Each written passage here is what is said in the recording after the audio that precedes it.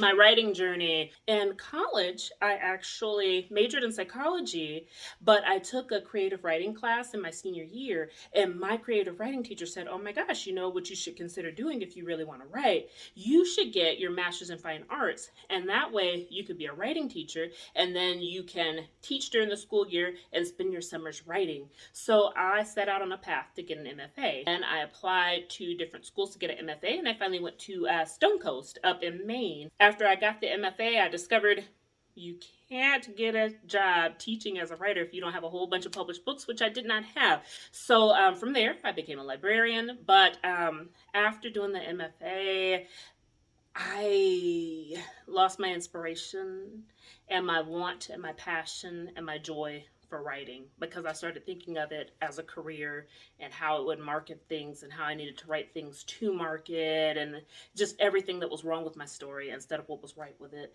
So it took a long time for me to finally get back into writing my own novels. I actually went back to fan fiction. I am a fan fiction writer. I've been writing fan fiction since before I even knew what fan fiction was.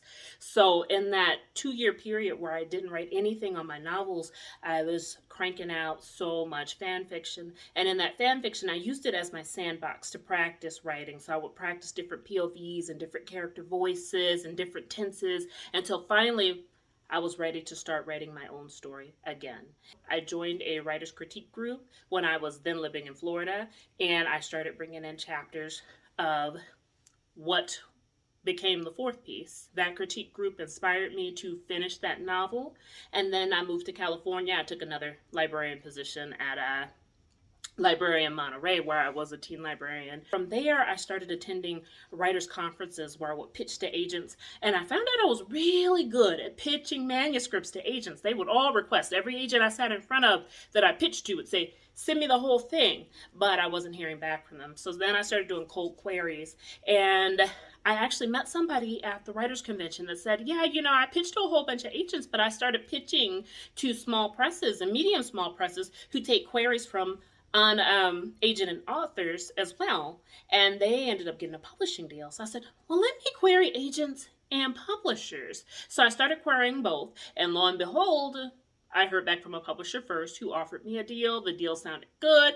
I signed it, and that publisher took me by the hand and walked me through every step of the publication process. I got to have a say in my cover art. I got to do back and forth with the editor. So if I actually really, really didn't like an edit, I could take it to the publisher and say, "Hey, you're the end all be all. You're the judge. Here's my case. What do you think?" And sometimes I could argue things back into my story. It was just a very good learning process. So my first book actually did pretty well.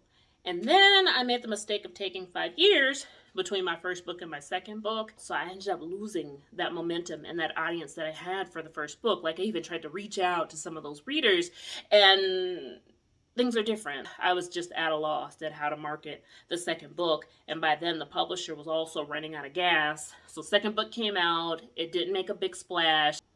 The nail in the coffin when the publisher said, "Hey, we're closing and you're on your own." And I said, "All right, well, let's try to do this and we'll do it the new way. We'll learn how to use TikTok and Instagram and Facebook in a way that'll help sell books." And here I am. So let's go. Thank you for listening.